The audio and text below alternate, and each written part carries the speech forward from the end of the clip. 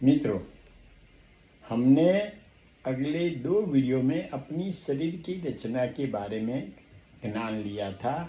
मैंने माहिती दी थी। पहला वीडियो था, इसमें अपना मगज कैसे काम करता है और मगज और मन का तफावत क्या है वो बताया था। दूसरे वीडियो में मैंने करोड़रज्जु जो मगज से नीचे उतरता है उसके बारे में बताया। और आज मैं आया हूँ आपके पास पेरिफेरल नर्व के बारे में माहिती देने। हर मणके में से एक एक ज्ञान तंतु निकलते हैं और वो सब स्नायु तक, सांधा तक, शरीर के अंगों तक पहुँचते हैं। तो मित्रों, एक डिस्क्लेमर की हैसियत से मैं आपको बता रहा हूँ कि मेरे वीडियो के कंटेंट में सिर्फ एंड सिर्फ माहिती है। मित्रों, मेरे वीडियो को लाइक करें, शेयर करें, सब्सक्राइब करें, बेल बटन को दबावें, प्लीज़ मदद करें। Thank you. Peripheral nervous system, ये यहाँ ऊपर ब्रेन है, येलो कलर का करोड़रज्जु है और हर मणके से एक राइट और लेफ्ट में ज्ञान तंतु निकलते हैं। नर्वस सिस्टम, उसके 2 पार्ट है। सेंट्रल नर्वस सिस्टम, उसमें ब्रेन और स्पाइनल कॉर्ड आया। पेरिफेरल नर्वस सिस्टम में सोमेटिक मीन्स अपनी इच्छा से मैंने हाथ इच्छा किया और हाथ ऊपर गया तो वो सोमेटिक है। ऑटोमेटिक अपनी स्वयं संचालित क्रियाएं होती है, उसमें सिंपैथेटिक और पैरासिम्पैथेटिक। ये ऊपर सब मैंने बोल दिया। पेरिफेरल नर्वस सिस्टम, सेंट्रल केंद्र में मगज और करोड़रज्जु, पेरिफेरल में बाहर के ज्ञान तंतु, उसमें सोमेटिक इच्छित क्रिया होती है, ऑटोमेटिक स्वयं संचालित, उसमें सिंपैथेटिक और पैरासिम्पैथेटिक। अगेन ये पेरिफेरल नर्वस सिस्टम और ये पूरा नेटवर्क है, जाली जाली जैसा ब्लूइश कलर के जो ज्ञान तंतु है पूरे शरीर में उसका नेटवर्क है। ज्ञान तंतु की जाली पेरिफेरल नर्व नेटवर्क शुरुआत करोड़रज्जु से हर मणके से दाया बाया ज्ञान तंतु निकलता है। एक ये बाजू और एक वो बाजू, दोनों साइड में एक एक ज्ञान तंतु येलो कलर के हर करोड़रज्जु में से निकलते हैं हर मणके में। अब ये पेरिफेरल नर्व का है स्ट्रक्चर। इसमें सबसे अंदर है एक्सोन है, फिर बाद में श्वान सेल है और उसमें माइलिन शीथ है।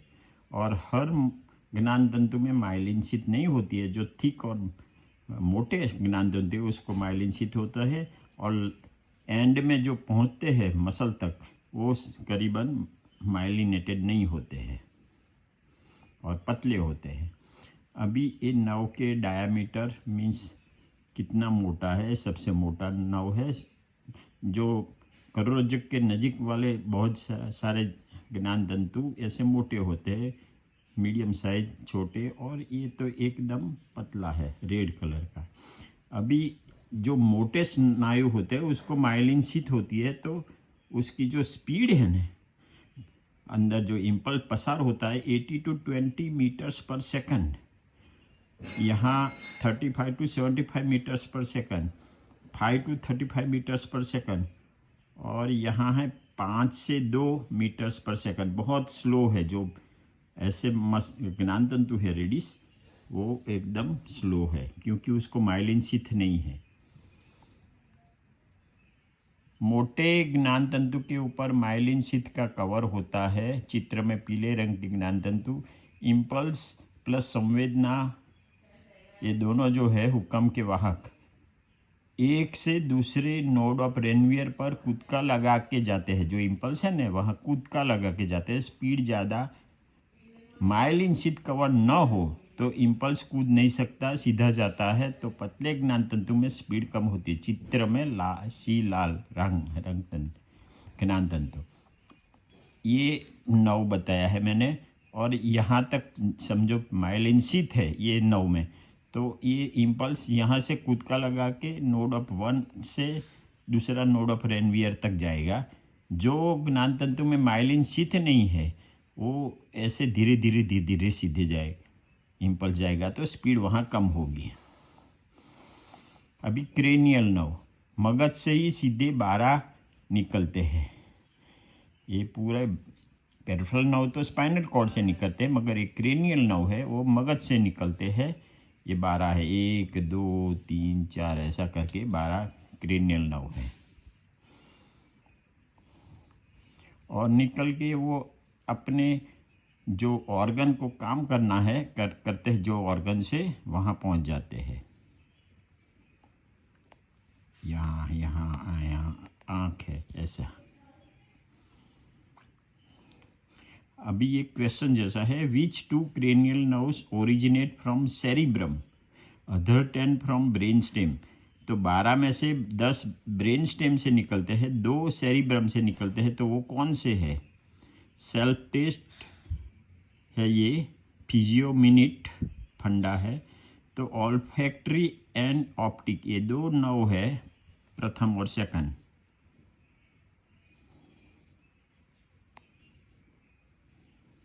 ये ऑल्फैक्टरी और ऑप्टिक।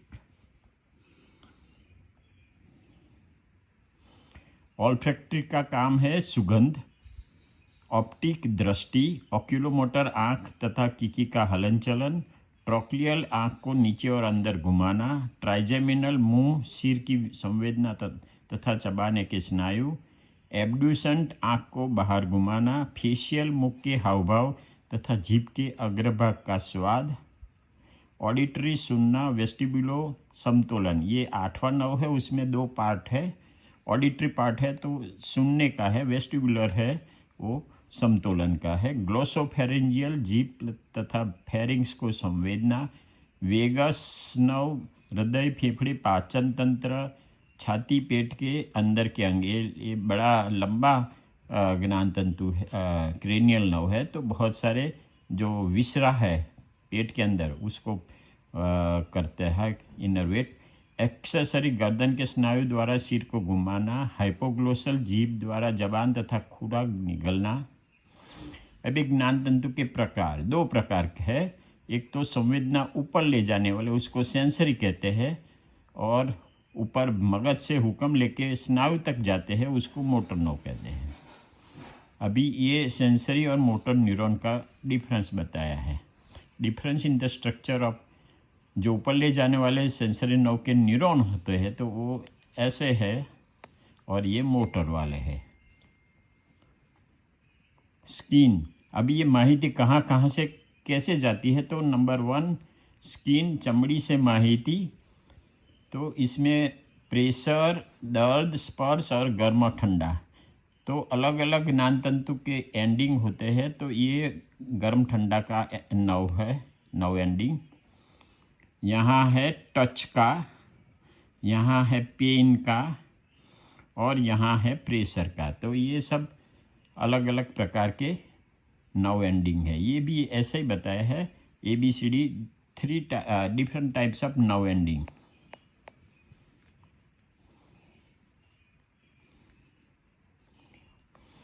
मसल से माहिती जाती है, तो ये मसल के अंदर से, मसल की कौन सी स्थिति है, वो स्थिति ब्रेन को लंबी है, छोटा है, कॉन्ट्रैक्टेड है, रिलैक्स है, तो प्रोप्रियोसेप्टर उसमें मसल में होते हैं, वो माहिती देते हैं।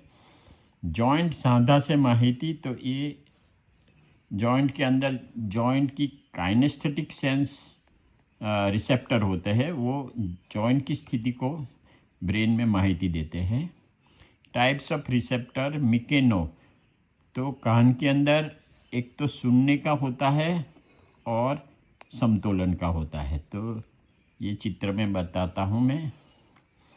जो कॉक्लिया है ना, ये सुनने के लिए है, और ये सेमी सर्कुलर कैनाल है 1 2 3 दिशा में, 3 डायमेंशन में। तो वो उसमें प्रवाही होता है, वो प्रवाही ऊपर नीचे घूमता है और बैलेंस करता है अपना शरीर का। फिर थर्मो रिसेप्टर, इसमें गर्म ठंडा दोनों किस्म के रिसेप्टर है, वो हमको माहिती देते हैं। फोटो रिसेप्टर, तो देखने के लिए आँख में जो होते हैं रिसेप्टर उसको फोटो रिसेप्टर कहते हैं। और उसमें कोन्स एंड रोड्स 2 प्रकार होते हैं। यहाँ ये आँख के कलर के बारे में बताया है, डॉग और ह्यूमन आई का कंपैरिजन। केमोरिसेप्टर हृदय कैरोटिड आर्टरी एओर्टिक में है और वो ब्लड ऑक्सीजन लेवल को कंट्रोल करते हैं।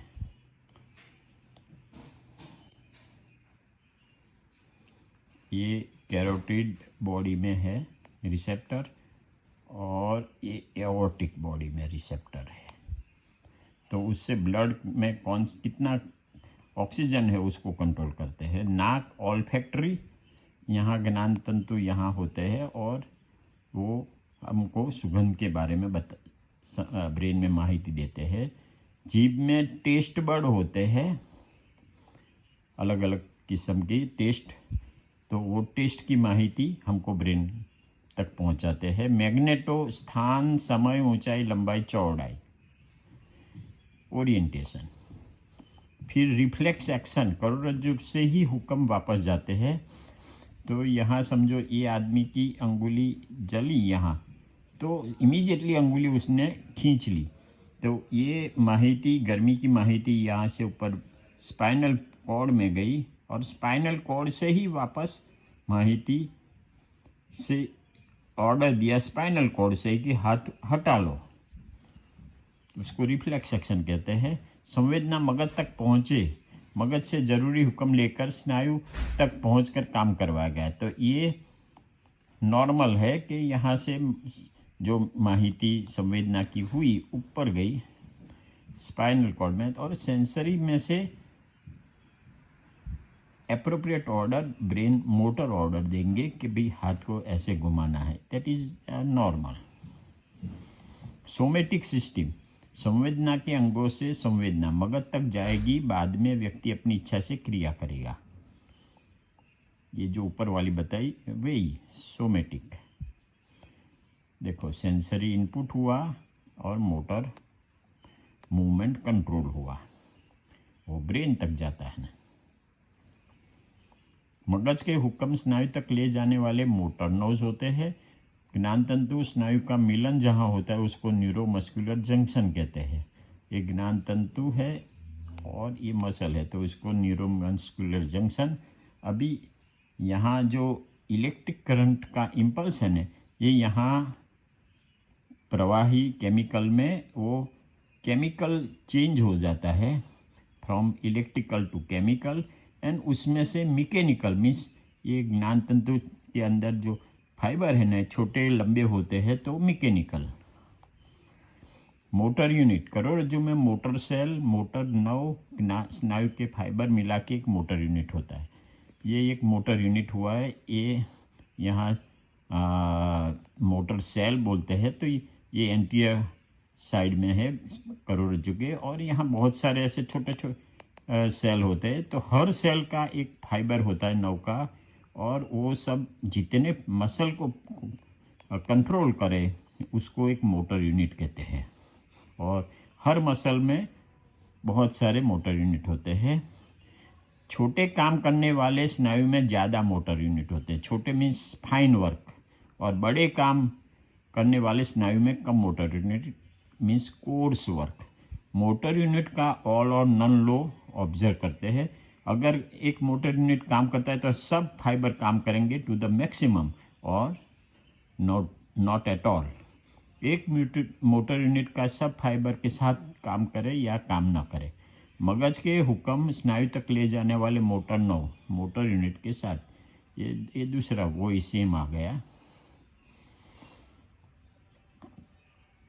अभी स्वयं संचालित ऑटोनॉमस नर्वस सिस्टम, और उसको विसरल नर्वस सिस्टम भी कहते हैं।